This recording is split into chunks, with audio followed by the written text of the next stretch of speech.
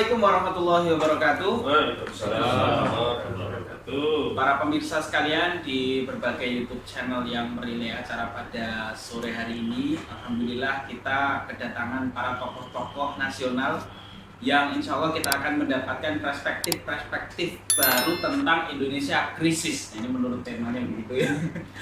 Ada di samping kiri yang paling kiri kita ada Pak Abdullah Hamawa, kemudian ada Bang Ihsanuddin Nursi, dan yang terakhir ada Bang Ahmad Khazinuddin.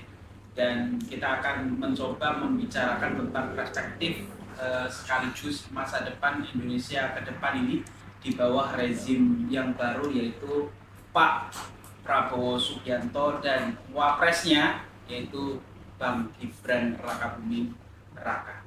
Nah, mungkin yang pertama kita akan tanya-tanya dulu soal saat ini di Indonesia khususnya ada informasi-informasi baru terkait dengan Dewas KPK yang konon ini ada perebutan lah dalam tanda kutip. Dan di sisi yang lain masyarakat masih bertanya-tanya soal Pak Firly yang sampai dengan hari ini belum jelas meskipun sebagai tersangka. Nah, untuk itu yang pertama mungkin dari Pak Abdullah dulu. Kita akan minta perspektif beliau terkait dengan apa sebenarnya yang terjadi di KPK hari ini, dan kira-kira ke depan di rezim Pak Prabowo Subianto apakah akan ada peningkatan atau ada sesuatu yang baru dalam rangka penegakan KPK. Silakan Pak. Yang pertama, kalau disebut Indonesia krisis, tahun lalu ada buku saya Order Reformasi yang Tergadai. Oh iya. Itu saya sebutkan ada 5 krisis. 2022 ya, Pak. Ya, tahun lalu. Oh iya. Itu pertama krisis korupsi, Ya. yang kedua krisis narkoba, yang ketiga krisis keluarga, yang keempat krisis penegakan hukum, dan yang kelima krisis nasionalisme. Dan kemudian jalan keluarnya saya tawarkan tahun ini seperti menurut saya baru Indonesia terkait.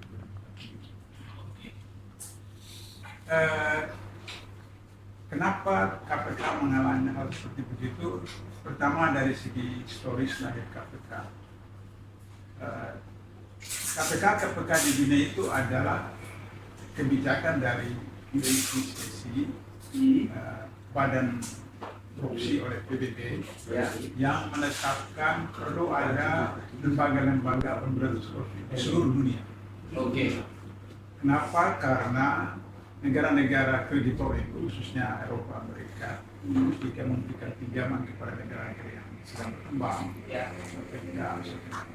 kemudian penguasanya, pejabatnya itu mengkorup uang-uang itu, negara-negara tertentu seperti mengalami krisis, sehingga mereka tidak bisa bayar uang yang mereka pinjam itu. Maka kemudian mereka, negara-negara tertentu melalui lisensi sudah KPK ya. Sebenarnya idenya bagus ketika KPK hasil reformasi itu dibentuk Undang-Undang 8 tahun 1999 tentang pencegahan korupsi yang melahirkan KPKPN di organisasi negara yang lahir Undang-Undang 3199 untuk Undang-Undang Nomor 21 untuk tindak pidana korupsi, yang kemudian lahirlah KPK. Nah, ternyata dua ini berjalan bersama-sama sebenarnya relatif bagus, karena baik orde lama maupun orde baru ada yang hanya pencegahan saja, ada yang penindakan saja, baik orde lama. Nah, orde reformasi ini digabungkan, pencegahan dan kemudian penindakan. Tapi pengalaman menunjukkan pada zaman Orde Baru semua undang-undang itu naskah akademisnya relatif bagus. Naskah akademisnya bagus. Kenapa? Karena yang menyusunnya itu biasanya guru besar, profesor, doktor, di DPR sehingga begitu relatif bagus. Tapi tetap saja ada satu ruang atau jendela atau pintu tempat mereka meloncat keluar. Jadi pasal yang melindungi mereka.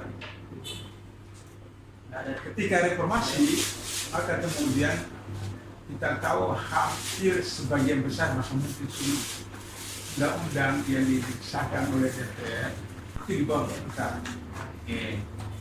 Kenapa? Karena yang menyusunnya itu orang-orang yang tidak pakar di bidangnya masing-masing pada waktu itu ya. pada waktu reformasi. Kenapa? Karena ASN itu tidak bisa lagi jadi anggota DPR. Jadi dosen, profesor, doktor yang ASN itu tidak bisa jadi anggota DPR kecuali berhenti. Problemnya adalah kalau dia terpilih, kalau tidak terpilih gimana? Maka kemudian undang-undang itu dibahas, disusun oleh orang-orang DPR yang kalau data-data KPK 505 orang itu hampir 50% pengusaha. Sehingga orientasinya orientasi bisnis. Oh, dari sanalah ya. Nah, orientasi bisnis. Nah, oleh karena itu maka kita lihat undang-undang etik, undang-undang Minerba, undang-undang KPK, undang-undang Cipta Kerja, undang-undang KUHP, undang-undang yang terakhir kesehatan, semua itu adalah kepentingan oligarki Bisnis lagi lagi. yang berbisnis. Nah, jadi kembali ke KPK, Undang-Undang Nomor 30 2002 itu relatif bagus dan tidak ada PP tentang Undang-Undang 10 2002. Kenapa? Karena Undang-Undang 3199 itu memberikan waktu paling lambat 2 tahun harus dibentuk KPK. Nah, pada waktu Megawati Presiden, akhirnya kemudian kalau dipersoalkan lagi PP apa itu bisa lewat batas waktu sehingga Megawati bisa dipersoalkan. Maka kemudian Undang-Undang 30 tidak diikuti dengan PP, tapi kemudian diberikan kewenangan kepada pimpinan KPK untuk menyusun. Namun demikian ada PP 63 tahun 2005 tentang manajemen SDM KPK. Ya.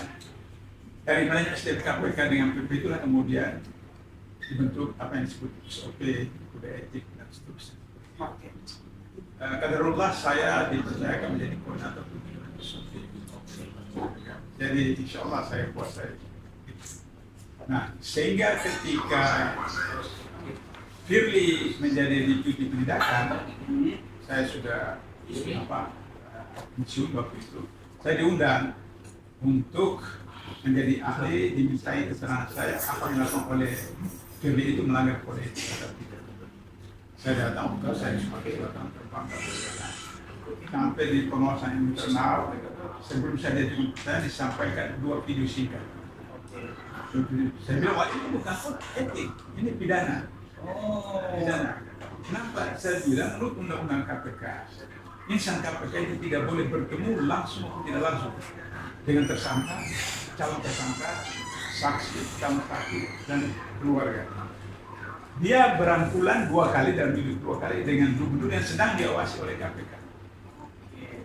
Nah, Waktu itu gubernur siapa? itu TGB. Nah, sehingga kemudian diproses oleh Komite Etik KPK. Hukumannya, putusannya hukuman berat, sangat berat, maka diberhentikan. Cuma dalam SOP itu yang menetapkan bersalah atau tidak seorang pegawai KPK adalah majelis kode etik, tapi eksekutornya adalah pimpinan. Jadi sebelum pimpinan menerbitkan SK pemberhentian, dia ditarik, kan sama-sama orang Sumatera Selatan. Kapolrinya dengan Firly sama-sama orang Sumatera Selatan, ditarik jadi Kapolda di Sumatera Selatan. Maka kemudian seleksi pimpinan KPK dilakukan. Lolos dari pansel sampai kemudian ke DPR. Dia sampai ke DPR, pimpinan KPK resmi mengirim surat ke DPR dan ke istana Presiden bahwa orang ini bermasalah. Tapi seperti kita tahu, aklamasi. Komisi 3 memilih Firly sebagai ketua KPK. Saya ditanya wartawan waktu itu, Kenapa bisa begitu? Saya bilang, dia pandai. Jadi dia tahu. Jadi di sini proses negara ini dalam negara saling menyandra. Oh, Saling menyandra. fungsinya ya. Itu persoalannya. Sehingga dengan begitu, maka dia tugas dia untuk KPK yang menyelamatkan, melindungi, menjaga. Khususnya itu. Kalau Anda ingat itu ada kasus buku merah. Ya. Nah, buku merah itu terlibat. Sehingga tugas beliau menyelamatkan. Waktu itu kan dia Polda. Ya. Nah, gubernurnya siapa? Presiden Andes, siapa namanya? Gubernur Jokowi. Oh iya. Kan waktu itu dia gubernur. Oh iya. Sebelum jadi Bapak-bapak sudah. Iya. Nah, dia terlibat, ada iparnya terlibat dalam soal pembebasan pajak. Sehingga begitu maka beliau punya tanggung jawab untuk menyelamatkan. Karena itulah maka kemudian Gufron dalam pergantian 2011. Gufron itu orang yang kemudian mengajukan gugatan ke MK agar supaya pimpinan KPK itu dari 4 tahun menjadi 5 tahun. Itu Gufron ya, Pak? Gufron, iya. Mulai dari pimpinan sampai penasihat semua, tidak ada yang bermimpi untuk mau mengajukan 4 tahun menjadi 5 tahun. Tidak ada. Kenapa? Karena kalau bukan karena pengabdian, orang KPK itu tidak mau tugas ke daerah. Saya pengalaman sebagai penasihat itu berapa kali nombok. Berapa kali nombok. Misalnya saya pulang malam dari daerah, ya logika ya udah saya ambil taksi pulang ke Depok kan. Nah itu kan dari bandara sampai ke Depok itu kan sekitar 200 ribu. Lapor bagian keuangan kemudian Pak Buda harus ganti rugi ke negara. Kenapa? Ini Pak Buda taksinya 200 berapa? Jatah saya itu 100 ribu. Karena apa? Dari kantor ke bandara kembali lagi ke kantor. Baru punya kendaraan pribadi mulai.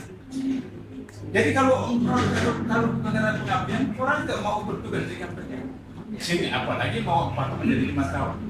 Nah, Gufron ini karena batas umurnya itu nanti kemudian berlaku, dia tidak bisa karena dia belum 40 tahun gitu belum bisa seperti itu untuk sampai 50 tahun. Jadi dari 40 kan diubah menjadi 50 tahun. Yang kedua, kalau tahun lalu KPK baru terpilih, ya bisa saja di antara 5 orang itu ada 1-2 orang yang muda yang masuk. Maka kasus Gibran, kasus Kaisang, dan lain-lain itu bisa diangkat. Itu problem. Karena itulah maka kemudian skenario itu kan luar biasa kan. Kan di sana ada ipar jadi ketua MK. Ya. Nah, jadi ketika Gufron majukan, ya udah langsung diokein. Diokekan kan. Diokekan seperti itu. Sehingga kemudian 2024 sekarang ini. Nah, lantas kemudian ada yang mengatakan, nanti kalau Prabowo sudah dilantik, dia bisa kemudian keluarkan yang tadi disebut oleh Pak Muslim bahwa di ADRT Gerindra itu kan ada sempat pilih yang asli. Saya bilang sama teman-teman nggak bisa. Kenapa? Karena Prabowo itu punya nomor kasus. Kalau KPK dulu, ya ada saya Prabowo itu dengan Apa itu, Bang? pesawat terbang dan food estate. Oh, food estate. Jadi pesawat terbang itu setelah reaksi masyarakat kan dibatalkan. Ya. Tapi sudah bayar fee dan menurut undang-undang tindak korupsi itu sudah masuk percobaan. Kalau sudah percobaan diproses. Meskipun tidak berat itu satu. Itu akan digunakan oleh Jokowi sebagai alat penundaan. Yang kedua dibentuk yayasan itu partai punya, kemudian laksanakan seperti itu. Selain mengorbankan sekian banyak lahan dan kemudian anggaran tapi persoalannya adalah soal APBN itu yang kemudian tidak bisa dipertanggungjawabkan dalam konteks undang-undang tidak. Saya mau jujur katakan bahwa termasuk saya underestimate terhadap Jokowi. Ya, saya anggap Jokowi itu bodoh. ternyata tidak. Jokowi itu licik, super licik. Jadi dia menyandra semua orang seperti itu. Ada di grup WA itu dari Papua Barat. Kritik saya mengatakan bahwa saya itu menganggap Sri Mulyani itu bohong. Tidak disebutkan 8.000 sekian triliun utang kita, sementara Jepang, Korea itu sampai ratusan persen dari PDB. Saya katakan bahwa kebohongan publik yang dilakukan oleh Sri Mulyani itu yang dia sampaikan 8.000 sekian itu APBN, utang APBN.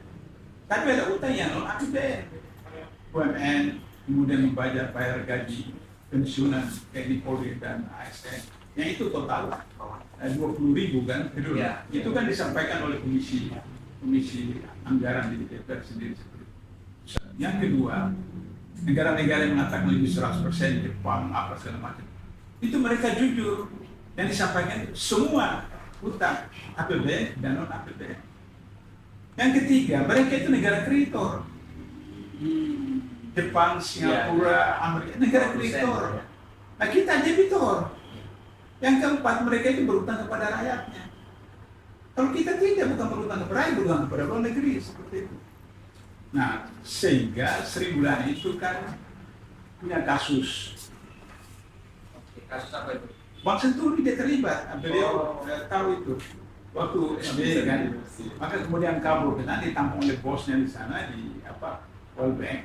Nah, nanti ketika Jokowi jadi presiden minta dia beri syarat kan, saya presiden tapi syaratnya kasus dia tidak diungkap lagi. Sehingga begitu maka Suryana juga disandra oleh Jokowi.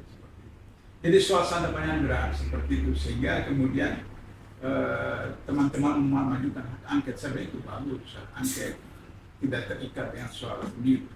Tapi siapa yang mau ajukan hak angket? Karena kalau hak angket itu kan kebijakan presiden dan mitra seterusnya. Iya. Nah, di situ saya setuju dengan HRS. Kata HRS kita nonton saja setan dan setan berantem. Ya.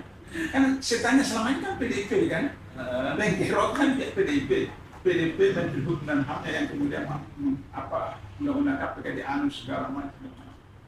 Terus hanya kemudian kasus sekarang kemudian seakan-akan itu mau jadi pahlawan. Nah, sehingga begitu maka Megawati tidak bisa karena Megawati punya 2 kasus. PBI dan Harun Masiku. Iya, Harun Masiku. Itu dakwaan orangnya. Harun Masiku itu siapa? Kita nggak kenal. Bandingkan dengan Nazarudin. Iya. Nazarudin itu bendahara partai berkuasa. Iya. Anggota DPR Komisi 3 dan dia populer. Harun Masiku siapa kita nggak kenal. Sedangkan si Nazarudin hanya 4 bulan. Saya ingat sekitar 4 bulan saja. Kami tangkap di Kolombia. Kenapa? Karena SB waktu itu punya komitmen. Sehingga memerintahkan Kapolri untuk membantu KPK ditangkap. Si ini Harun Masiku siapa? Nah, karena apa? Presiden memang tidak punya komitmen untuk itu. Nah, siapa ya? Karena dia pas waktu betul-betul menjadi petugas partai. Sehingga dia seperti itu. Untuk menunggu nanti 2024 ini. Nah, sehingga begitu maka Harun Masiku tidak diproses. Nah sekarang ketika Firly itu menetapkan dalam konteks Menteri Pertanian ini SCL, itu tidak ditetapkan tersangka, tapi sudah dalam tersandra. Lantas kemudian tahun lalu itu si Firly ini pergi ke Korea atau selalu ke satu negara ke luar negeri. Begitu keluar, teman-temannya ditetapkan tersangka. Jadi dia kembali ke lapangan. Akhirnya kemudian saya bongkar kan? Iya. Bongkar. Jadi saling menyandera. Nah, si Karyoto ini itu mantan deputi penindakan KPK, anak buahnya Firly. Dia dipaksa untuk harus menetapkan Anies sebagai tersangka. Pengalaman saya 8 tahun di KPK, tidak ada gelar perkara yang melebihi Kalimantan Timur. Tapi tidak sampai 10 kali. Ini Anies 19 kali. Nah Karyoto ini tahu dalam SOP dan kode etik KPK dan kode etik satu yang terstate itu saya hafal. Pegawai KPK dalam melaksanakan perintah atas yang bertentangan dengan peraturan undang-undang. Jadi ketua perintah dia punya deputi, tapi diberitahu bahwa ini bertentangan. Sebab untuk membuktikan itu diperlukan alat bukti, merugikan keuangan negara dan melanggar ketentuan. Terus, nah pertama kali saya anggap Anies kena karena tidak masuk dalam APBD. Tapi setelah saya itu ada dalam APBD perubahan, berarti tidak melanggar. Yang kedua audit BPK itu tidak ada perubahan. Nah akhirnya setelah 19 kali dipecat. Tapi kemudian si Kapolri ini karena non muslim dia mau menarik simpati daripada mayoritas Islam, maka kemudian diangkat dari Kapolda. Maka karena itu kemudian memproses Firly seperti itu. Tapi kenapa sampai sekarang masih begitu? Karena Karyo itu juga tersandra. Kenapa kalau tersandra? Karena tersandra ini pernah jadi Polda di Jogja dan punya kasus. Sehingga itu kan saling menandra. Di dalam grup alumni KPK saya katakan, dorong saja kejaksaan agung juga lah kejaksaan. Sehingga kami nah, jadi oleh karena itu maka hemat saya kembali kepada rakyat. Kembali kepada rakyat. Tapi itu problem. Ya, begitu selesai kampanye, kemudian mau pilpres setelah sehari, cuma saya dari Malaysia telepon saya. Pak Bula, 50% pria saya itu istri, 50% penumpang saya itu ketika jadi Prabowo mengatakan yang gratis. Senang banget. Gembira. Menyambut semua. Gembira semua. Jadi 50% punya faktual. Faktual. Pertanyaan adalah bagaimana bisa diutuskan? Nah itulah yang kemudian proses apa-apaan sudah ada. Saya beritahu sama teman-teman tim hukum 01 kalau ke MK itu Anda menyerahkan daerah Anda seperti itu. Karena itu dalam program yang tadi konstitusi katakan itu ketika 99 2002 Undang-Undang Dasar itu kan amandemen itu kan satu pasal ini kan dihabisin, dihabisin. Maka kemudian ada KPK, ada MK, ada bla bla bla itu. Nah MK itu undang-undang dia 9 orang, 3 presiden, 3 DPR, 3 MA. Katakan MA sebagai wakil Tuhan di dunia, maka posisinya tetap 63. Sebab tidak mungkin presiden dengan DPR itu bertahan dalam koalisi itu, jadi tetap 63. Nah, sehingga akhirnya saling menyandera itu kan ketua MK yang sekarang itu kan dia yang menolak ketentuan 40 tahun menjadi itu kan dia yang menolak. Terus kenapa sekarang? Karena tersandra juga ya. Ketika dia angkat kasus BLBI, nah akhirnya ya 53. Saya kira kembali kepada rakyat bagaimana rakyat menggunakan teknologinya. Tapi itulah saya tidak tahu apakah bisa atau tidak. Kita lihat prosesnya seperti itu. Ya, kalau kita lihat dan cermati dari apa yang diterangkan Pak Abdullah tadi kan kita seperti muter-muter aja, proses-prosesnya itu pada pokoknya adalah saling menyandra tadi. Nah, mungkinkah itu bisa diurai Pak Abdullah? Kerumitan soal bahkan tadi disebutkan Pak Prabowo, ada Gibran juga di sana yang nanti akan jadi capres dan yang sudah ditetapkan oleh KPU sebagai capres dan cawapres yang sebenarnya ada kasus juga. Nah ini mengurainya ini mau dari mana nih Pak? Saya sambil bercanda beritahu sama teman-teman dengan Prabowo menang ini maka hakikatnya Jokowi presiden sampai 2049. Allah Akbar. Analisisnya gimana tuh? Ya, analisisnya sederhana kan. Tadi saya sudah katakan Prabowo nggak bisa menyatakan diri bisa lepas, dikendalikan oleh Jokowi seperti itu. Kemudian kita lihat bahwa DKI itu akan diurus oleh wakil presiden, ya kan? Wakil presiden. Sementara IKN sudah ke sana. IKN itu kan proyek bisnis kan? Ya, proyek bisnis. Kemudian nanti Jakarta juga proyek bisnis, jadi dibuat seperti Washington dan New York. Washington itu negara, New York kota bisnis. Jadi Jakarta yang jadi kota bisnis seperti backing begitu. Nah, siapa yang akan kuasa? Ya mereka kan. Karena itu maka kalau misalnya pilkada DKI ini Ahok maju, ya, nah, itu kan problem kan, mereka akan bisa. Karena itu saya katakan kita daulat beliau ini yang maju pilkada DKI. Sebab saya bukan tidak setuju Anies, tapi satu pernyataan yang saya setuju adalah bahwa tingkat nasional aja kita dikibulin, apalagi cuma DKI seperti itu kan. Kalau Anies mau maju lagi seperti itu. Yang kedua, Pak, ini Anies akan nanti seperti mencari jabatan lagi. Karena itu harus kita cari toko baru. Toko baru. Problem kita kan problem ekonomi. Beliau kan pakar ekonomi. Jadi untuk menyelesaikan itu, coba Anda perhatikan di dalam Al-Quran itu ratusan ayat. Alladzina amanu wa amilus sholihat. Ya, vertikal, horizontal. Bagaimana aplikasi itu? Lihat ratusan ayat. Aqimus sholat wa atuz zakat. Jadi vertikal itu intinya sholat, horizontal itu adalah ekonomi. Ya kan? Karena itu maka sebelum teman-teman sahabat-sahabat kita kurangi orang-orang Quraisy yang mengganggu para sahabat-sahabat itu untuk Quraisy, Nabi larang kan? Nabi perintahkan buka pasar. Nah, oleh karena itu maka para ustadz, para kiai, para ustadz itu jarang bicara soal bahwa ekonomi, bahwa pasar itu satu sunnah Nabi yang menentukan keberhasilan di perang Badar seperti itu. Infrastrukturnya itu ketika baru kemudian 313 orang itu datang ke Badar dengan niat sahih. Ketika niat sahih, maka Allah turunkan malaikat. Jadi oleh karena itu 2 tahun lalu saya sudah beritahu KRS, saya safari dari Jawa Barat sampai ke Jawa Timur. Saya minta 500.000 saja. 2 tahun lalu waktu berusaha, saya akan itu langsung ke sana.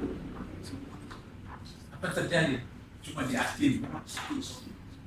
Artinya bahwa saya lihat memang belum siap untuk itu. Yang 7 juta di apa? Yang pertama waktu itu. Nah itu kemana kan seperti itu. Nah Yahudi itu kan takut cuma 2 hal dari Islam. Dan masalah sesungguhnya salah iman. Kedua blokade ekonomi. Pemilu 97 kan Golkar 80% terbesar di dunia kan. Tapi karena ekonomi mengalami apa namanya ya, jadi oleh karena itu maka untuk menjatuhkan rezim ini. Dan ini sudah disampaikan beberapa tahun lalu. Pertama, jangan belanja ke mall, ke supermarket, ke Indomaret, belanja saja di pasar tradisional. Dan di sana ada begitu. Yang kedua, duit simpanan itu dikonversi ke logam mulia, emas atau perak, kemudian simpan di safety box, disewa di bank syariah, sebab kalau misalnya dikonversi begitu, uang di bank nggak ada kan? Nah itu Yahudi takut seperti itu. Baru ketiga, jangan merokok. Karena di situ itu satu hari 3, sekian triliun Dari rokok.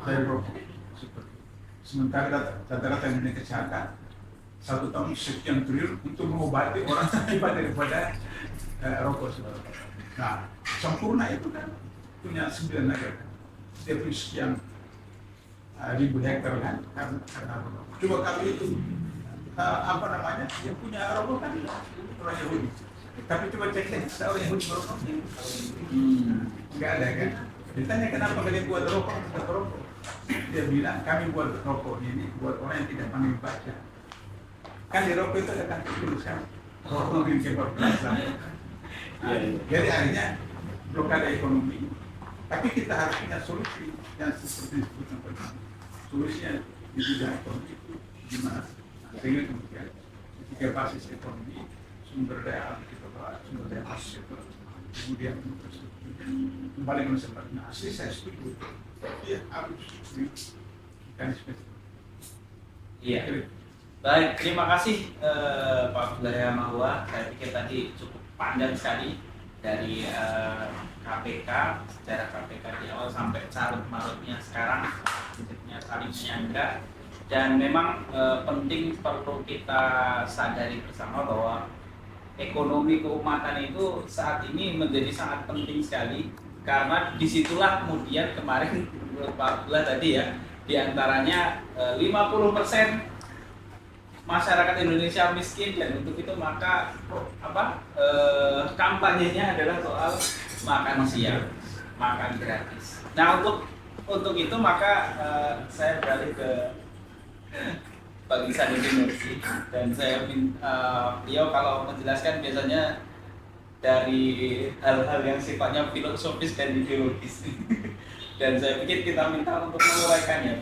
Banyak hal sebenarnya Pak Ihsanuddin Nursi. Kemarin dalam wawancaranya Bang Refli Harun dengan Bambang Wijoyanto itu kan menyampaikan bahwa harusnya DPR itu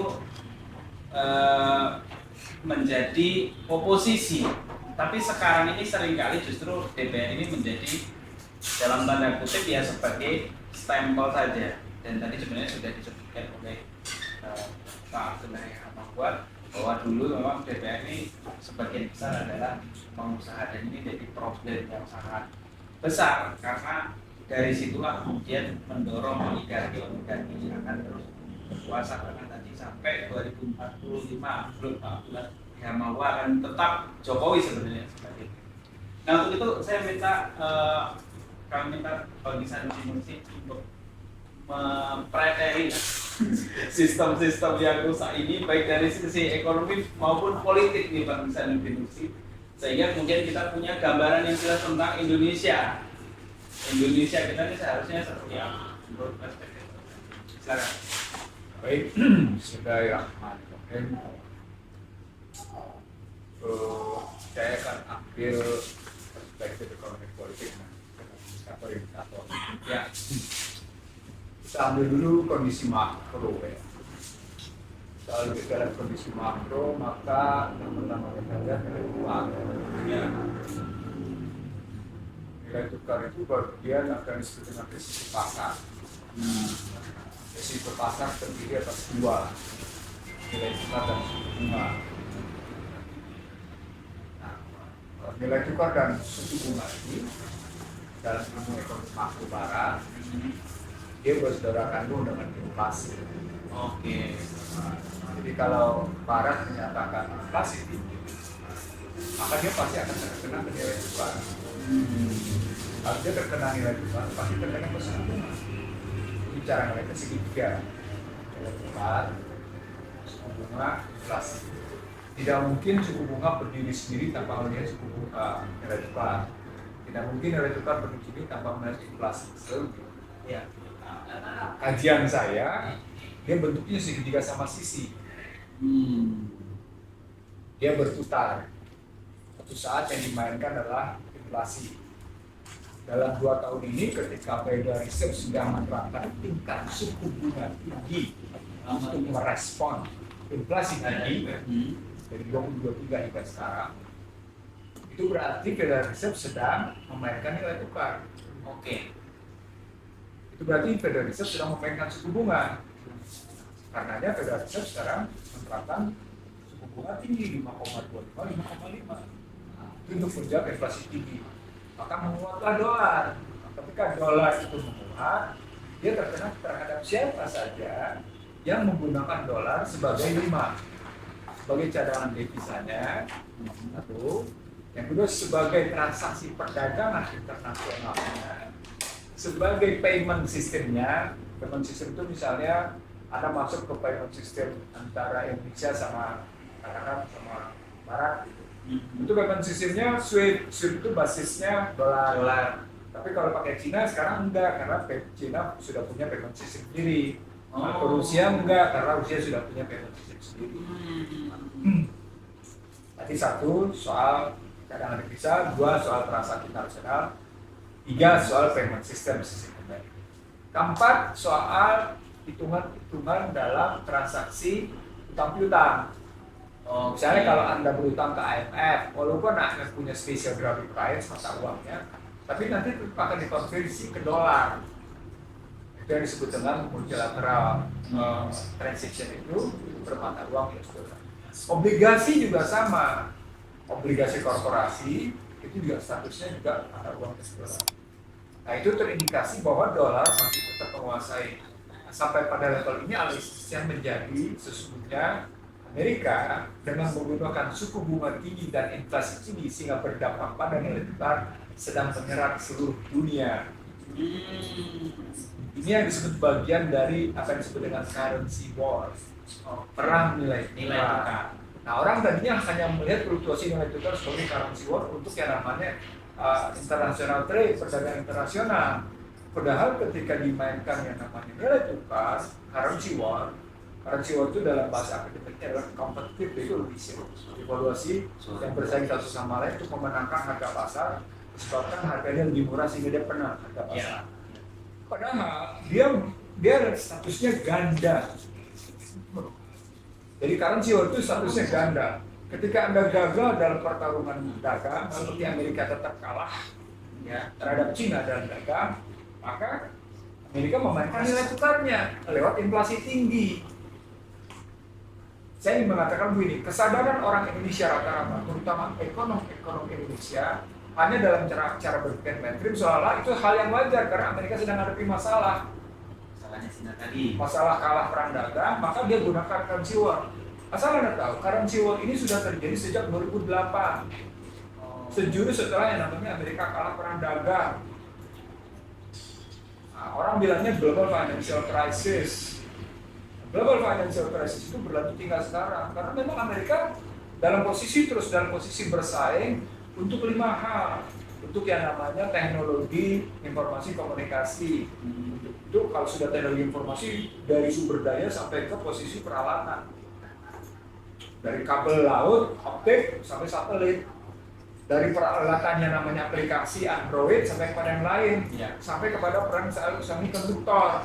Dan saya bilang tadi, perangnya perang beranda, perang nilai tukar dagang, perang nilai tukar, perang ICT. 3 dia sekaligus. ICT tadi information technology. Komponennya begitu. Nah di satelit lebih gila lagi. Satelit karena bicara soal kecanggihan, footprintnya kemana, dengan kekuatan kayak apa. Nah Amerika dengan menyetujui kemarin Elon Musk meluncurkan Starlink, itu kelihatan pertarungannya makin tajam di posisi perang ICT. Nah, Indonesia mengizinkan Starlink beroperasi secara komersial. Ya, nah, dari sana yang kelibet menjadi kalau kita secara struktural itu berarti sedang terjadi perang ekonomi secara total. Tetapi ini pun masih belum bisa mengalahkan yang namanya Cina. Karena begitu Cina dilarang menggunakan Android, Cina pakai yang lain. Cina begitu dilarang menggunakan yang namanya Huawei, Cina pakai yang lain. Cina begitu larang yang namanya semiconductor pakai dia, pakai yang lain. Cina begitu dilarang lagi terus aja gitu. Bahkan ketika TikToknya dilarang, Cina masih eksis.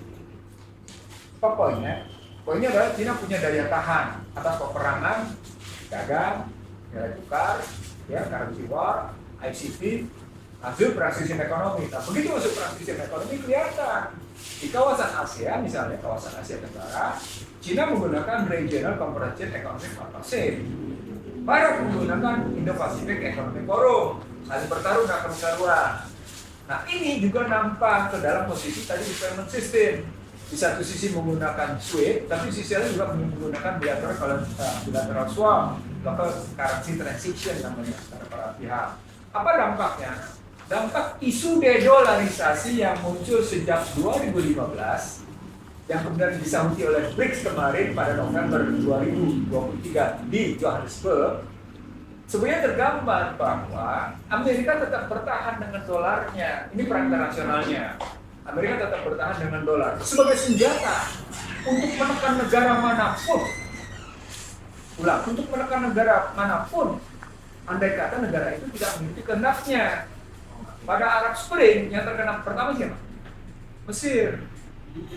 Jatuh Hosni Mubarak. Berikutnya terkena Gaddafi. Dan seterusnya terkena Syria, terkena lain-lain. Itu semuanya ada asal muasalnya inflasi itu nilai tukar. Inflasi itu kan itu bunga. Sama seperti sekarang. Amerika sedang menyebarluaskan penyakit dengan inflasi tinggi. Amerika sedang menyebarluaskan penyakit dengan suku bunga tinggi. Amerika sedang menyebarluaskan penyakit dengan indeks dolar tinggi. Apa dampaknya? Dampaknya adalah menjadi pertanyaan bagi kita. Kenapa kita terkena? Karena kita tidak punya daya tahan cukup.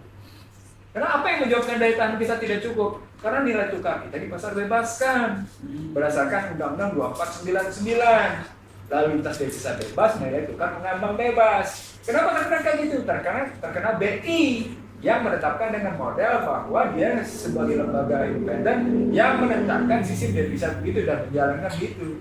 Bermula dari permainan persepsi atas uang dengan persepsi dari peredaran uang tadi dengan suku bunganya dan berlanjut. Artinya secara moneter kita lemah. Itu yang saya bilang fundamental makro kita lemah. Nah, fundamental makro itu lemah juga nampak pada yang namanya APBN. Nah, nampak di APBN di mana? Dilihat dari defisit APBN terhadap PDB. Yang kedua dilihat dari keseimbangan primer. Apa itu keseimbangan primer? Penerimaan negara cukup nggak untuk bayar utang? Menarik nih. Sampai di sini kita ngambil indikator apakah Indonesia akan krisis atau enggak. Kalau kita ngambil keseimbangan primer, data saya menyebutkan sejak 2012 hingga 2022 negatif. Tapi apa yang terjadi di 2023? Positif. Dan positifnya nggak tanggung-tanggung. Positifnya 228 triliun keseimbangan primer. Apa artinya? Negara mempunyai penerimaan lebih untuk membayar hutang dan bunga. Kalau sebelum-sebelumnya kurang, ini lebih, ini 2023. Di April ini, April 2024, keseimbangan primer positif itu mencapai 122,1 triliun. Artinya, Joko Widodo di akhiran masa jabatannya berhasil mengatasi keseimbangan primer dari negatif menjadi positif. Ini angka konkret. Tetapi dengan korban nilai tukar. Kenapa kayak gitu? Itu artinya sudah terjadi pergeseran dari pinjaman luar negeri yang begitu banyak ke dalam pinjaman obligasi dalam bentuk IDR, dalam bentuk Indonesian dollar rupiah, dalam bentuk rupiah. Sudah bergeser dia dari pinjaman dolar ke dalam rupiah. Satu. Yang kedua, kalau dilihat dari transaksi dari neraca pembayaran Indonesia, neraca perdagangan memang surplus. Trade balance sheet namanya, trade account, trade balance sheet itu memang positif, tapi dua tetap negatif. Apa itu? Neraca modal, ya, neraca modal dan finansial negatif. Neraca pembayaran tetap negatif. Apa dampaknya dengan nilai tukar jatuh? Dampaknya cadangan devisa turun selama 3 bulan terakhir ini. Tanggung-tanggung turunnya 6 miliar US dollar. Apa poinnya? Ini menarik. Data ini tidak muncul ke permukaan dan tidak pernah dianalisis oleh banyak pihak. Di satu sisi, saya ulang ya. Di satu sisi cadangan devisa menurun 6 miliar US dollar. Tapi di sisi lain keseimbangan primer positif. Apa tuh artinya? ini makro nih, bicara belum makro. Artinya sesungguhnya alokasi APBN tidak efektif. Satu. Yang kedua, perbankan yang tingkat masalahnya, ini perbankan juga bagus nih indikatornya.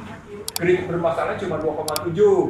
Dana pihak ketiganya bagus, kreditnya bagus, semua indikatornya bagus, ROA-nya bagus, return asetnya bagus gitu pertumbuhannya. Apa artinya? Artinya perbankan tidak berhasil menginjeksikan likuiditas ke masyarakat kelas bawah yang sedang membutuhkan, tapi memang menginjeksikan ke kelas atas. Maka muncullah angka Gini rasio. Gitu loh. Sri Mulyani boleh bilang angka pengangguran besar, betul. Anda tahu berapa sekarang income per kapita? 75 juta. Tempatnya 1.200 US dollar tempatnya. Tapi kalau dirupiahkan menjadi sekitar 79 juta. Tapi dia tidak melihat debt per kapita, utang per kapita di satu sisi. Tapi di sisi lain juga kita mesti melihat sekarang. Perbankannya sukses nggak menyalurkan dana untuk masyarakat? Sukses. Untuk siapa? Untuk masyarakat atas, tidak untuk masyarakat bawah, gitu loh. Dampaknya menjadi angka Gini rasio yang 0,382, 0,384 itu diragukan karena masyarakat bawah tetap permasalahan. Apa indikatornya? Dua. Pinjol bagi ibu-ibu, pinjol bagi masyarakat, pinjol bagi mahasiswa, pinjol bagi guru itu tinggi. Padahal alokasi anggaran ini sudah 20%, itu terbukti. Alokasi anggaran tidak tepat. Itu indikatornya. Apalagi dampaknya? Bansos nggak benar. Apalagi dampaknya? Indikatornya. Perlinsos, perlindungan sosial nggak benar. Apalagi dampaknya? Itu Pembangunan infrastruktur nggak beres. Apa indikatornya? 18 bandara internasional dicabut posisi internasionalnya. Jalan tol dijual. Artinya apa? Masyarakat hanya terkena beban untuk pembayaran. Nah, itu tetap dipenuhi lewat yang namanya PPN yang naik terus. Apalagi dinaikin 12%. Gitu loh, ngambil indikator-indikatornya. Artinya saya ingin menyampaikan, ada angka-angka yang tidak dilihat tapi sesungguhnya menggambarkan problematik yang tidak selesai. Nah, maka pertanyaan sebenarnya begini, jadi apa kalau gitu yang kita maksudkan krisis apa? Nah, kalau pakai indikator, krisis itu adalah pertumbuhan ekonomi menurun dalam 2 semester berturut-turut. Resesi, apa itu resesi? Resesi adalah pertumbuhan ekonomi menurun dalam 2 kuartal berturut-turut. Nah, kalau saya menyebutnya sekarang Indonesia krisis, disebabkan apa? Disebabkan oleh 3 tadi. Pertama, nilai tukar, suku bunga, inflasi. Perhatikan, tesis nilai tukar, suku bunga, inflasi ini berhubungan dengan komoditas. Sekarang pertanyaan, komoditas apa yang paling terkena? Energi, pangan, dan di sini energi, pangan, dan komoditas strategis lainnya. Sekarang saya tanya, harga minyak fluktuatif di Indonesia? Fluktuatif. Harga pangan gimana? Naik nggak? Naik. Harga energi lain, harga lain naik nggak? Naik. Itu artinya Indonesia ngalamin krisis. Jadi per definisi tentang krisis adalah 2 semester pertumbuhan terus-menerus menurun atau resesi 2 kuartal terus-menerus menurun tidak sahih karena mereka tidak menarik relasi nilai tukar, suku bunga, inflasi dengan komoditas. That's why saya menyebut fundamental makro Indonesia terus-menerus rapuh. Ya, yang berdampak pada walaupun pengangguran menurun, kemiskinan menurun, tapi pasti kesenjangan naik. Itu pasti begitu. Itu indikatornya itu. Oke, itu satu gambaran gitu yang kita lihat. Ini saya bisa kasih angka. Yang pasti saya ngambil analisis ada 25 indikator. Saya urut 25 indikator itu dan kelihatan apa. Yang jadi masalah berikutnya adalah ketika kita lihat dalam posisi daya beli. Ya, tadi kita sudah bilang siapa sebenarnya yang terpukul daya belinya dengan kondisi nilai tukar jatuh, suku bunga tinggi, gitu ya kan BI juga naikin BI. Kan ketika nilai tukar jatuh, BI melakukan 4 tindakan. BI menerbitkan sertifikat Bank Indonesia dan suku bunga naik, atau BI naikin giro wajib minimum, gitu ya, posisi begitu, atau BI melakukan intervensi pasar, gitu ya, posisinya, atau terakhir BI melakukan persuasi, 4 tindakan. Ini kebijakan moneter. Nanti akan berhadapan dengan kebijakan fiskal. Fiskal yang mestinya ngegerojokin duit, tapi digerojokin ini bukan untuk orang kaya mestinya, untuk orang yang namanya kelas menengah bawah. Dalam mereka meniru kebutuhan hidup, tapi itu pun bukan dalam bentuk BLT, bukan dalam bentuk bansos, mestinya dalam bentuk yang namanya pekerjaan. Sehingga bergeser dia dari belanja sosial menjadi belanja modal. Nah itu tidak ditempuh. Nah itu kesalahan-kesalahannya seperti itu. Jadi tidak terjawablah yang namanya iya keluarga negara berhak atas pekerjaan dan penghidupan yang layak bagi kemanusiaan. Iya ya. Itu di pasal 27 itu. Sekarang kita pindah. Kalau begitu ceritanya, siapa yang sedang menjawab Indonesia yang terus-menerus dalam kondisi apa yang saya sebut sebagai disrupsi, apa yang saya sebut sebagai VUCA, volatile, uncertain, kompleks, ambigu, gitu ya. Mari kita telusuri kata-kata uncertain, ketidakpastian. Sejak Orde Baru, mereka selalu bilang, mendung perekonomian digelantungi ketidakpastian. Gitu. Kalimat Pak Harto dulu, kalimat mafia Berkeley dulu yang berada di kawasan Lapangan Banteng, Taman Suropati, dan Air Muncrat, selalu bicaranya begitu. Sekarang ngomongin begitu kan? Sama. Ketidakpastian, itu ketidakpastian, itu tidak pernah bergeser. Asal Anda tahu, catatan saya bukan catatan dalam hitungan katakan tahun 80, bahkan catatan saya sejak tahun 64. Kalau saya ikuti sejak 68, maka sesungguhnya yang sedang terjadi adalah sudah 56 tahun, ulang ya, sudah 56 tahun kondisi perekonomian Indonesia tidak pernah berhasil mengangkat harkat martabat Indonesia. Itu krisis. Itu artinya Anda tidak pernah keluar krisis. Apa indikatornya? Era Soeharto nilai tukar itu cuma begini seperti saya bilang berkali-kali. Era Soeharto nih nilai tukar jadi cuma begini. Tapi yang namanya era reformasi begini atau naik. Ya, artinya kalau diambil sejak Juli 97, ketika yang namanya Sudrajat Diwandono dan almarhum temannya 11, senior saya juga, ya. Itu dampaknya dari 97 hingga sekarang, berarti sekitar berapa tahun? 27 tahun, itu tidak pernah sakit. Itu sakit.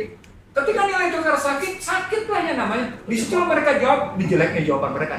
Redenominasi. Maka redenominasi menurut kacamata saya adalah bukti kegagalan kebijakan perekonomian. Saya tarik ke atas, bukti kegagalan pemerintah menjalankan amanat konstitusi. Bukan sekedar penyederhanaan nilai tukar, bukan penyederhanaan angka digital. Kalau penyederhanaan angka digital betul, tapi dalam rangka apa? Dalam rangka apa? Dalam rangka digital currency, sehingga meringankan beban server, beban memori, karena 3 digit hilang. Padahal dia gambaran kegagalan perekonomian. Oke, sekarang kita pindah.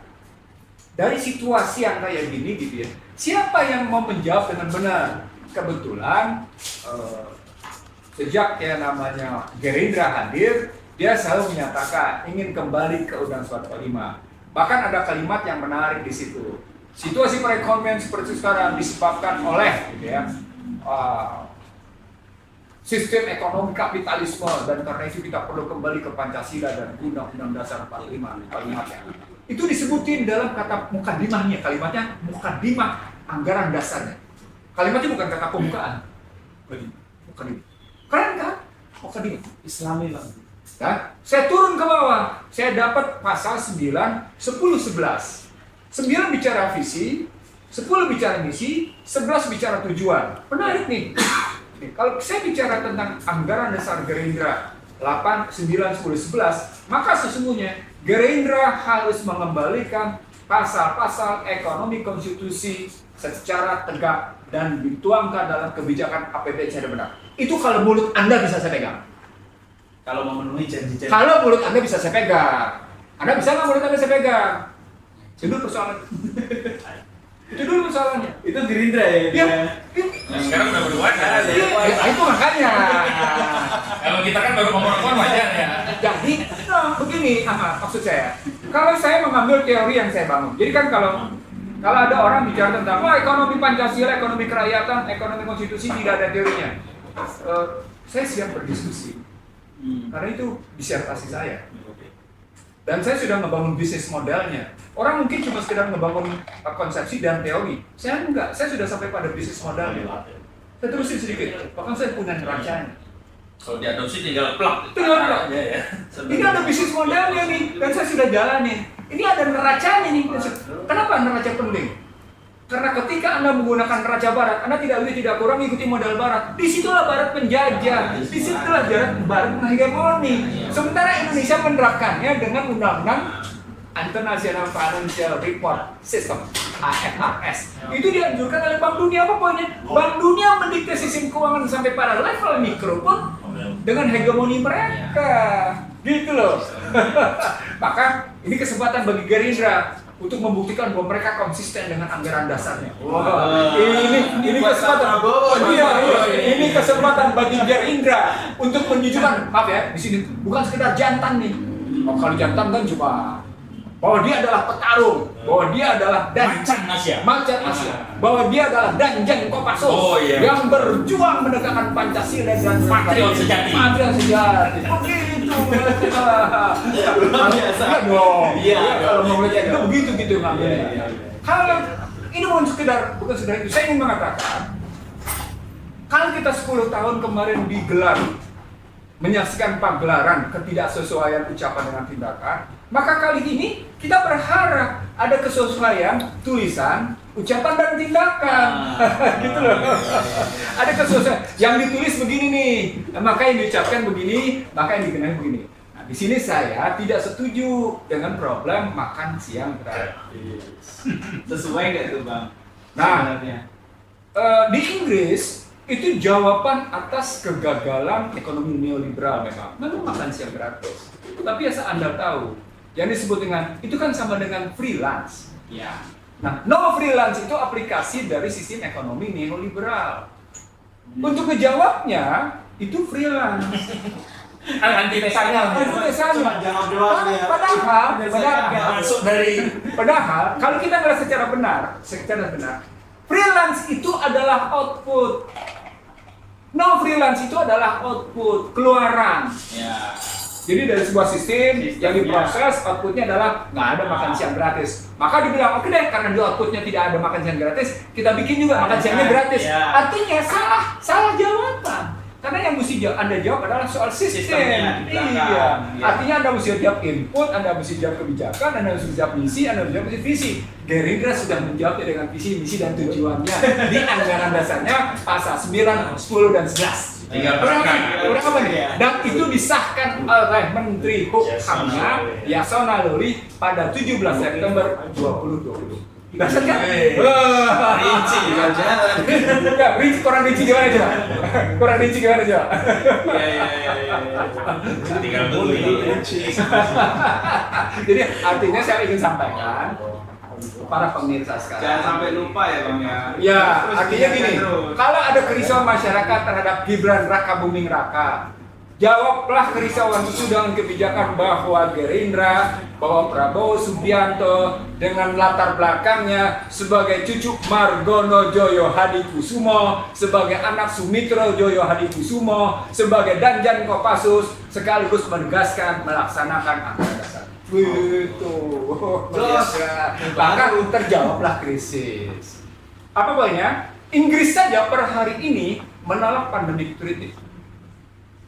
Apa artinya? Inggris tidak ingin didikte oleh kekuatan global untuk negerinya yang sudah teracak-acak oleh pandemi. Ya. Beberapa negara lain juga tidak mau diacak-acak oleh namanya pandemi kritis ini.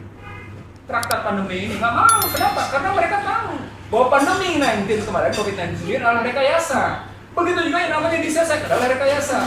Wih, ini kita mau ikut-ikut dengan undang-undang kesehatan yang baru. Nah, itulah jawaban saya atas krisis. Ya, kalau kita mau, ini ada kesempatan untuk kita jawab. Mari kita jawab. Kesempatan itu dengan sebaik-baiknya. Kita masih dapat peluang.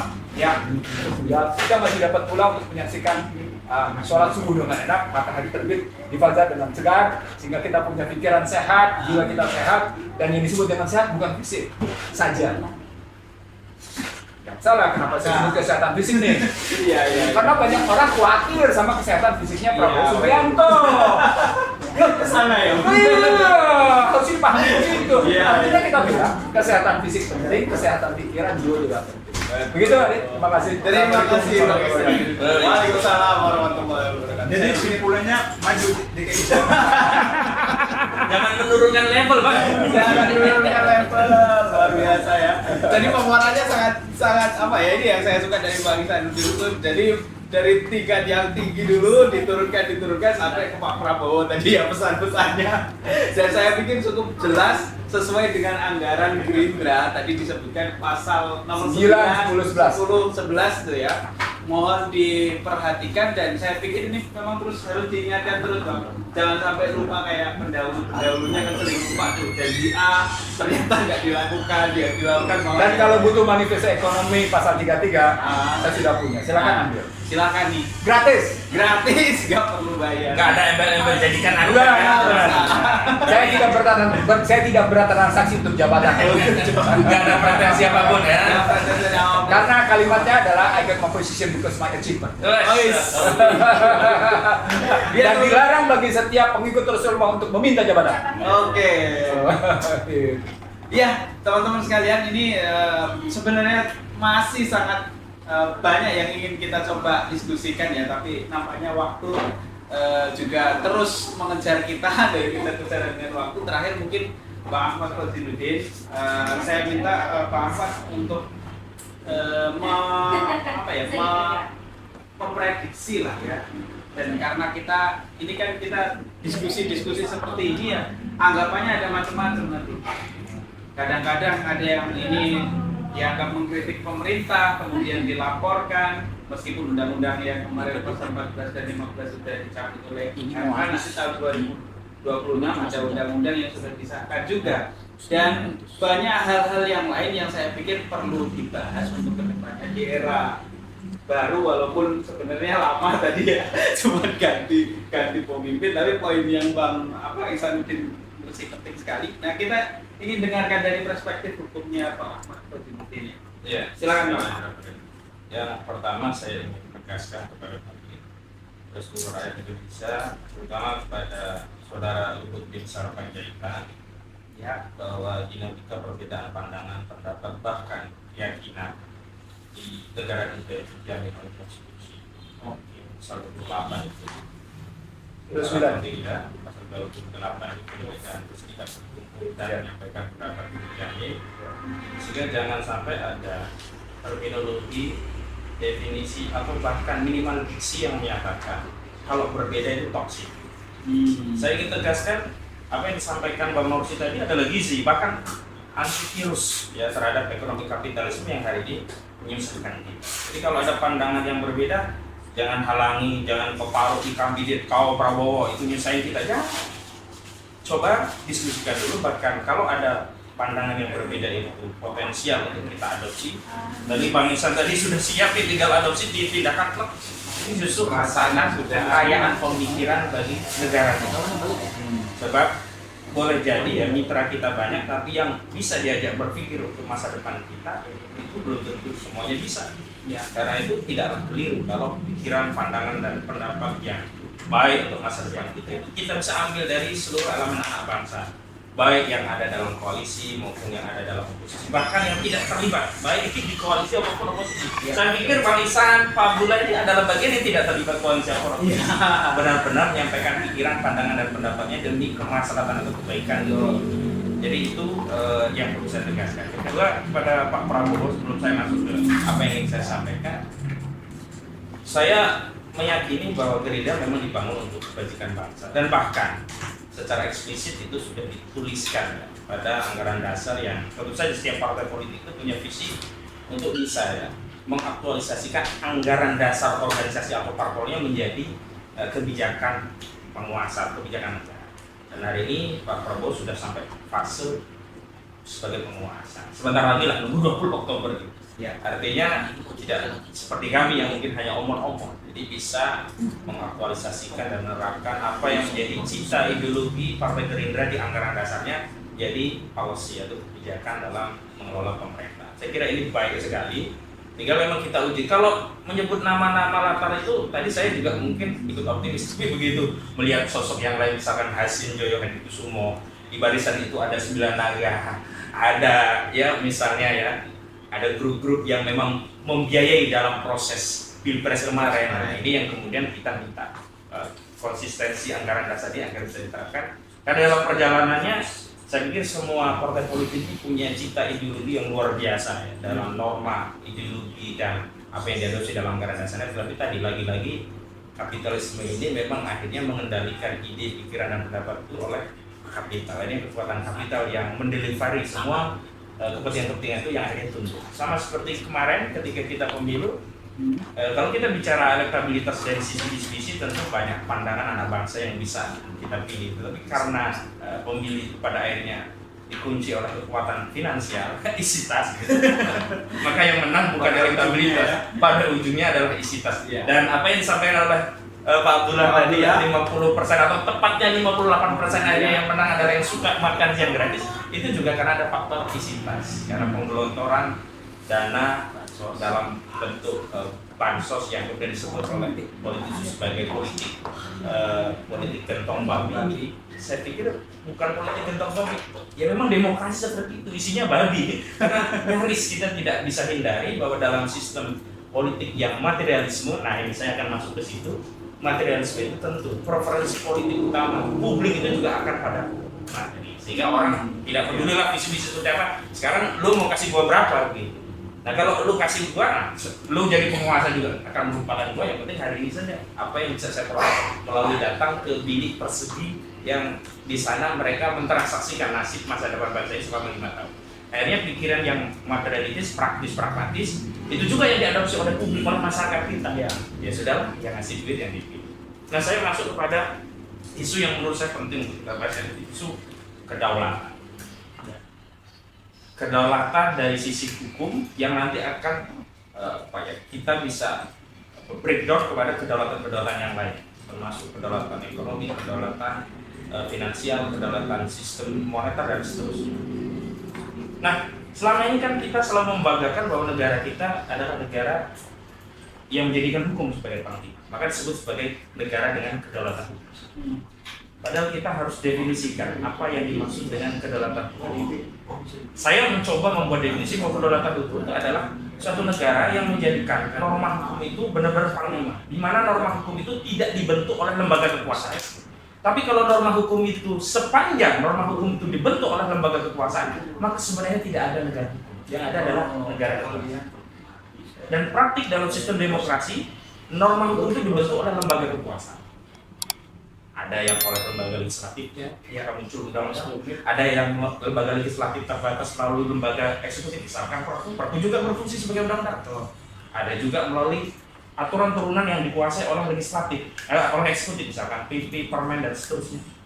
Semua norma ini disalurkan atau dikeluarkan oleh otoritas politik. Maka tidak ada aturan yang keluar dari otoritas politik kecuali ada kepentingan politik. Tinggal dia menimbang apakah kepentingan politik bangsa yang akan menjadi faktor dominan atau yang determinan adalah politik kepentingan. Tapi selalu norma itu dibuat secara umum seolah-olah untuk kepentingan rakyat, tetapi yang paling penting dan krusial itu selalu digunakan untuk kepentingan politik penguasa dan orang-orang yang ada di sekelilingnya. Makanya kemarin Bang, kita bisa paham kenapa PIK 2 punyanya Aguan diangkat menjadi PSN. Iya. Nggak ada kepentingannya untuk rakyat. Betul. Tetapi bagi oligarki, properti itu dia bertabur berbagai fasilitas negara, termasuk dalam pengadaan lahannya, tidak lagi yang harus bertransaksi secara umum belanja dengan keridoan anantorodi, tapi bisa ditetapkan kemudian Langsung taruh uangnya konsinyasi pengadilan, akhirnya dipaksa orang tadi untuk mengikuti, dan ini adalah fasilitas yang diberikan oleh PSN. Nah, kalau begitu, sepanjang norma itu dibentuk oleh otoritas kekuasaan, berarti tidak ada negara hukum. Pertanyaannya, kalau begitu di dunia ini tidak ada negara hukum, karena semua otoritas norma itu dibentuk oleh alat kekuasaan. Ada rinciannya. Kalau otoritas kekuasaan itu memiliki kewenangan untuk membentuk hukum tanpa bersandar pada nilai yang lain, maka ini murni negara kekuasaan. Misalkan dia berdalih kedaulatan rakyat, yang sebenarnya kedaulatan itu tidak ada pada rakyat, tapi ada pada finansial. Otoritas finansial yang sebenarnya membentuk peraturan perundang-undangan, meminjam tangan-tangan kekuasaan. Muncullah undang-undang sumber daya alam, terakhir undang-undang cipta kerja. Itu bukan kedaulatan rakyat, itu kedaulatan oligarki yang punya kekuatan finansial, kapital, yang mengintervensi kekuasaan sehingga kekuasaan membentuk norma peraturan perundang-undangan yang menguntungkan kelompok oligarki. Betul. Saya akan masuk, menariknya adalah saya akan buat batasan. Apa itu yang dimaksud dengan negara hukum? Yakni norma yang dibentuk itu tidak bisa dibentuk oleh lembaga penguasa, tidak juga bisa diintervensi oleh rakyat. Artinya apa? Baik penguasa maupun rakyat tunduk pada norma itu. Dan ini hanya ada dalam sistem Islam. Kenapa? Karena norma dalam Islam itu bukan keluar dari otoritas politik, tidak juga atas tuntutan rakyat, tapi dia keluar dari wahyu. Sementara tugas penguasa itu hanya mengistimbat dan kemudian menetapkan itu sebagai undang-undang publik. Sebab kalau tidak ditetapkan sebagai undang-undang publik, maka tidak berlaku secara publik. Karena di dalam syariat kita yang luas ini ada aturan-aturan yang memang tidak perlu diadopsi oleh negara sehingga dia berlaku secara private. Misalkan tentang fikih yang sifatnya istiadiyah, musik halal atau tidak halal itu tidak perlu diadopsi oleh negara, biarkan rakyat memilih mana istiadatnya. Tapi ada hal yang sifatnya publik dan yang berdampak luas dan memang harus diadopsi. Misalnya dalam konteks ekonomi kita bicara pengelolaan sumber daya alam, maka ada wahyu yang turunkan Allah, ini bukan dari seorang penguasa, bukan juga dari usulan rakyat, jadi dari syariat, dari wahyu. Dan dalam konteks wahyu di dalam Islam kan ada dua sumber primer, Al-Quran, As-Sunnah. Turunannya adalah apa yang ditunjuk oleh keduanya, yakni isbah dan qiyas. Dalam konteks pengelolaan SDA kita hari ini misalnya, kalau dalam Islam kan ada al-muslimuna syuraka'u fi salasi al-filma wal kalawatan. Nah di situ yang memiliki kedaulatan adalah syariat. Maka penguasa tidak boleh membuat norma yang menjadikan sumber daya alam yang menguasai hajat hidup rakyat itu diprivatisasi dengan dalih misalnya BUMN ini nggak becus mengelola. Solusinya bagaimana? Privatisasi. Itu kan terjadi era Megawati. Betul. Dia tidak melihat akar masalah, tapi dianggap masalahnya adalah justru kewenangan BUMN yang mengelola. Kalau begitu serahkan saja, privatisasi. Tambah kacau. Nah ini juga yang terjadi pada misalkan putusan MK kemarin. Kemarin saya sudah membuat tulisan, saya katakan nggak akan menang 0102 dengan analogi yang sederhana. Kasus 103 dengan analogi sederhana. Kita meyakini kecurangan ini bersifat terstruktur, sistematis dan masif. Kita meyakini bahwa ASN, aparat TNI Polri, pejabat-pejabat, kepala daerah, bahkan kepala desa sudah dikendalikan. Lalu kita kurang yakin bahwa MK pun bisa dikendalikan. Dan kita masih berharap MK akan mengeluarkan keputusan yang berpihak kepada rakyat. Saya berikan analogi. Kalau ratusan ribu anggota TNI Polri saja bisa dikendalikan, kenapa nggak bisa? Kenapa luput yang cuma hakim MK 9 biji saja nggak dikendalikan? Sudah pasti. Waktu itu saya katakan paling akan dibuat legitimasi dengan dissenting opinion, seolah-olah masih ada harapan di MK. Karena ini perlu, karena MK juga butuh satu pendapat yang seolah-olah ini problemnya bukan kelembagaan, tapi problemnya adalah individu-individu, dalam hal ini hakim-hakim MK. Maka muncullah, ternyata memang benar sertifikatnya. Kenapa? Karena balik lagi. Karena dalam memutus perkara itu tidak ada yang disebut dengan kedaulatan hukum. Pada akhirnya mereka mengacu kedaulatan kekuasaan. Problem berikutnya, apa yang menyebabkan kedaulatan hukum itu tidak ada? Kenapa akhirnya kedaulatan kekuasaan selain dari norma tadi tidak diistimbat dari wahyu, tetapi dari otoritas kekuasaan yang didalilkan ini berdasarkan kedaulatan rakyat? Problem yang kedua, sistem yang materialistik ini tidak membimbing individu, rakyat maupun penguasanya meyakini bahwa ada pengadilan yang kedua. Menarik, Rasulullah SAW ketika mengadili perkara sengketa hak atas barang gitu ya, Rasul katakan, boleh jadi di antara kalian lebih fasih dalam mendakwa perkara dan membuktikan perkara, padahal itu bukan hak kalian. Sebab ingat-ingatlah, kalau aku putuskan sesuatu yang bukan haknya, berarti kalian sebenarnya telah mengambil bagian kalian di neraka. Artinya apa? Jadi dalam proses peradilan dunia ini akan selalu dikaitkan dengan akhirat, dan ini tidak ada. Oke, kemarin Anwarul mengatakan saya hanya takut kepada Allah. Itu lip service saja. Kenapa? Karena roh daripada sistem hukum yang tidak diistimbat dari wahyu itu tidak perlu juga terikat dengan informasi yang berkaitan dengan wahyu. Nah, surga, neraka, akhirat nanti akan diadil lagi, itu kan informasi dari wahyu, bukan dari norma yang dibuat oleh otoritas kekuasaan. Norma yang dibuat oleh otoritas kekuasaan kita tidak pernah mengaitkan amal kita di dunia ini dengan implikasi yang sifatnya transenden. Dan itu menyebabkan apa? Yang rusak hukum kita. Sudahlah normanya itu tunduk pada otoritas kekuasaan, yang otoritas kekuasaan itu tunduk pada otoritas modal, legitimasinya adalah kedaulatan rakyat. Cara untuk melegitimasinya itu adalah dengan diadakannya pemilu. Pada saat yang sama juga ruh ini hilang. Nah, ruh ini hilang, ini yang membuat apa? Kehidupan hukum dan politik kita menjadi kacau balau. Nah, misalnya kita kembali ke soal, saya ambil contoh saja, kita bicara tentang bagaimana mengelola kekayaan alam tadi ya. Saya pernah membuat hitung-hitungan Bang dengan Bang Muhammad Ishak. Selama ini kan kita selalu, kalau kita secara problem pendapatannya selalu jalan keluarnya adalah peningkatan pendapatan negara dari pajak, baik dengan ekstensifikasi atau intensifikasi. Nah, kemarin sudah diintensifkan dari 11% untuk PPN jadi rencana 12%. Kan ada semacam paradok, semakin tinggi pendapatan negara semakin susah rakyat. Kenapa? Semakin tinggi pendapatan negara maka semakin tinggi pungutan pajak kepada rakyat. Kenapa kita nggak berpikir semakin tinggi pendapatan negara rakyat semakin happy? Nah, kalau kita kaitkan bahwa sumber pendapatan negara itu dikelola dengan dimensi wahyu tadi, di mana syariat mengatakan bahwa al-milkiyatul amah diantaranya adalah tambang-tambang itu adalah milik bersama dan hanya otoritas negara sebagai wakil rakyat yang boleh mengelola, maka semakin tinggi pendapatan dari SDA, semakin tinggi APBN, rakyat semakin happy karena layanan yang diterima oleh rakyat akan semakin banyak.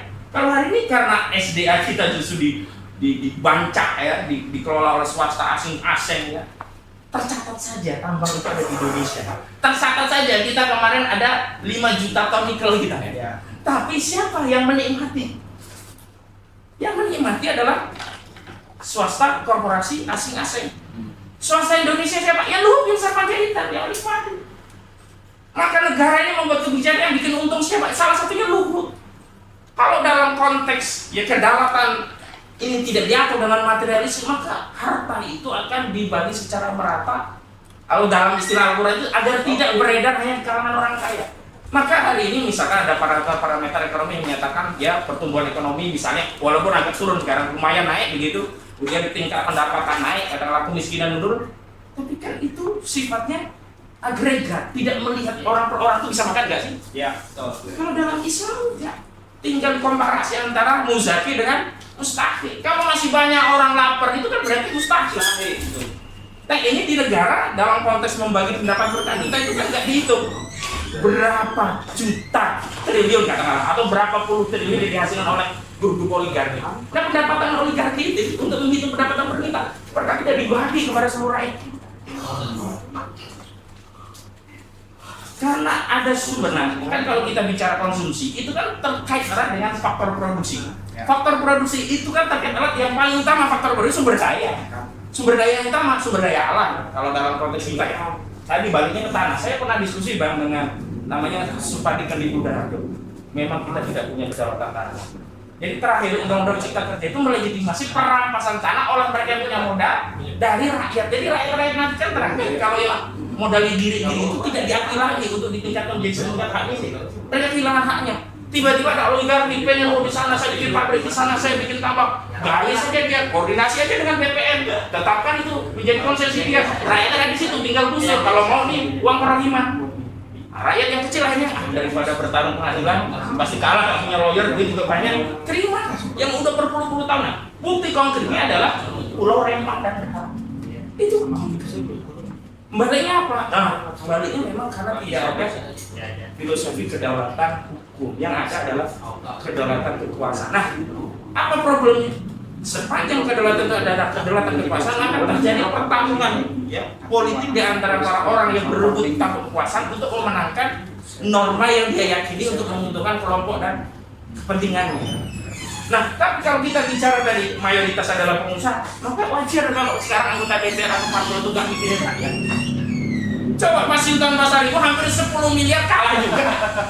Mas Sultan, elektabilitasnya udah tinggi, duit katanya hampir 10 miliar, kalah juga. 10 miliar? Iya, yang lain ada yang di DKI Jakarta, ini ya, DKI Jakarta 100 miliar. Ahmad Ali itu berapa ratus? Kalah. Lalu apa mungkin kalau mereka kemudian dapat ya posisi sebagai otoritas kekuasaan membentuk norma itu mau pro kepada rakyat, pasti norma itu pro kepada dia.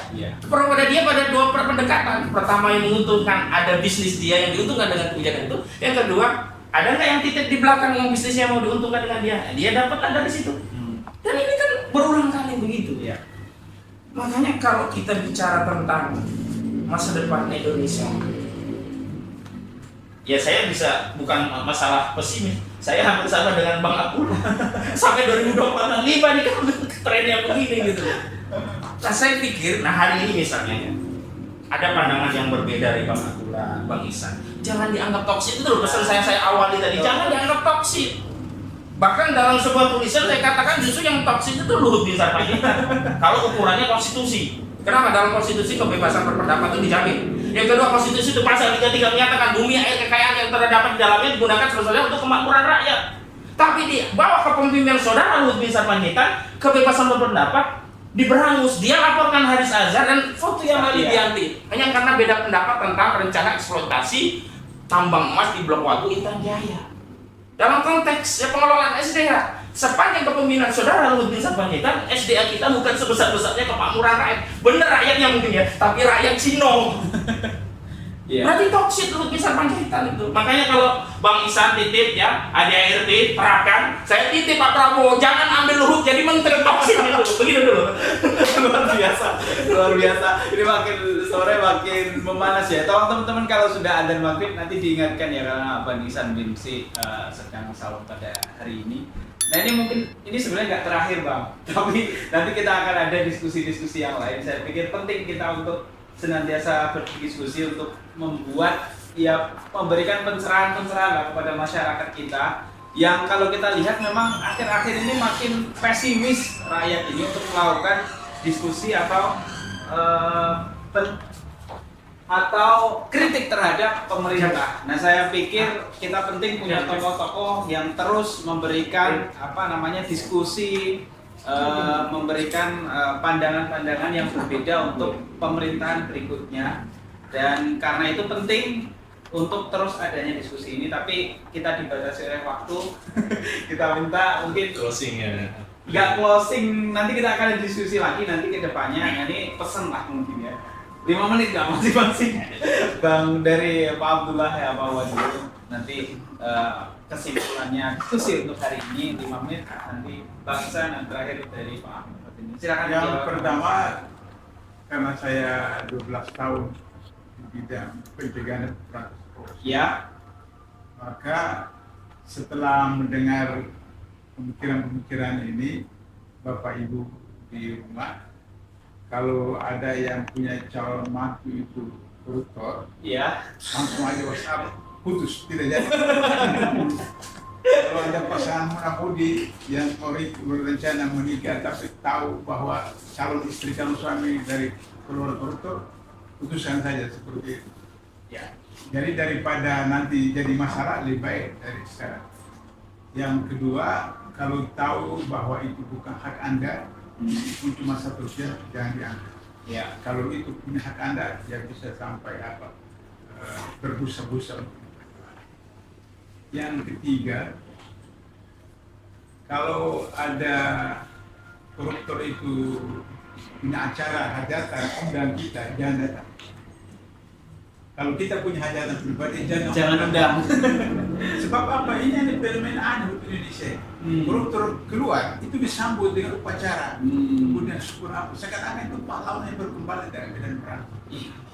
Nah, padahal kalau saya ingat di kampung itu, kalau ada pencuri itu di arah ke kampung pakai apa itu saya pencuri.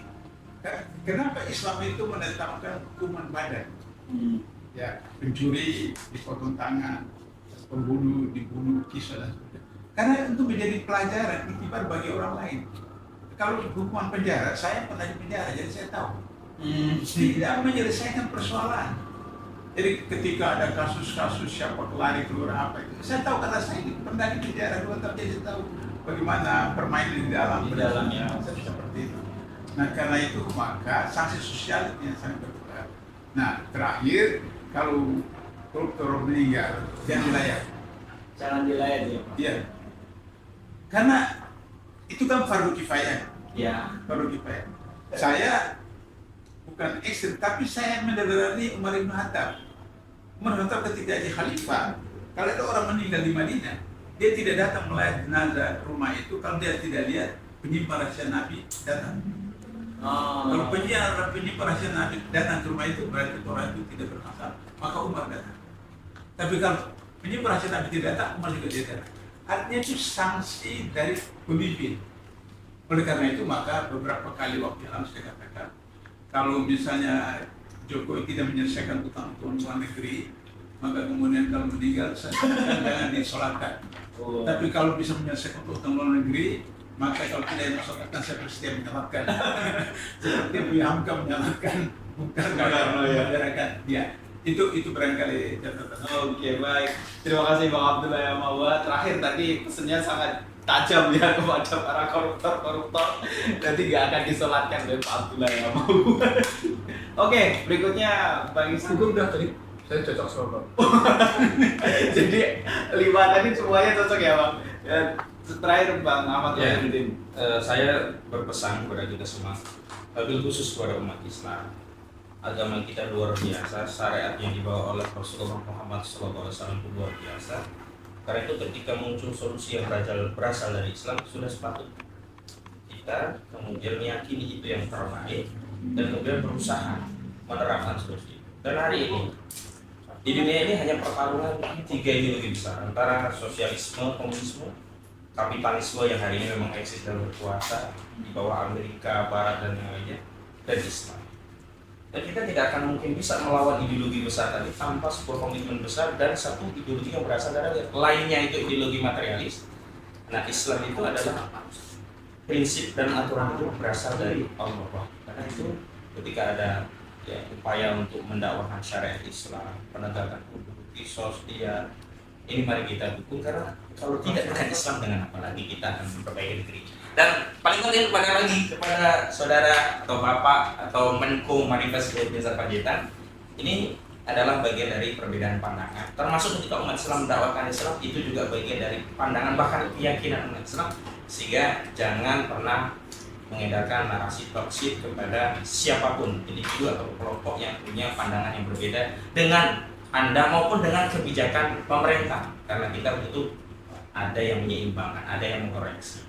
Kami hanya menyuarakan. Toh pada akhirnya yang berkuasa, suka-suka kalian lah. Tapi kalau kami punya pandangan itu kemudian dianggap toksik, saya justru tegaskan orang yang punya pandangan seperti saudara Luhut toksik, dan mohon Pak Prabowo jangan akomodir di demikian. Waalaikumsalam warahmatullahi wabarakatuh. Terima kasih para pemirsa yang menyaksikan video dan live pada sore hari ini. Saya ucapkan terima kasih juga kepada Pak Abdullah Mahwa yang menyempatkan waktunya dan diskusinya sangat menarik, kepada Pak Zainuddin Nursi, dan terakhir kepada Pak Ahmad Khozinuddin. Kita akan terus diskusi dan mudah-mudahan ini menjadi pendidikan untuk. Wassalamualaikum warahmatullahi wabarakatuh. Waalaikumsalam.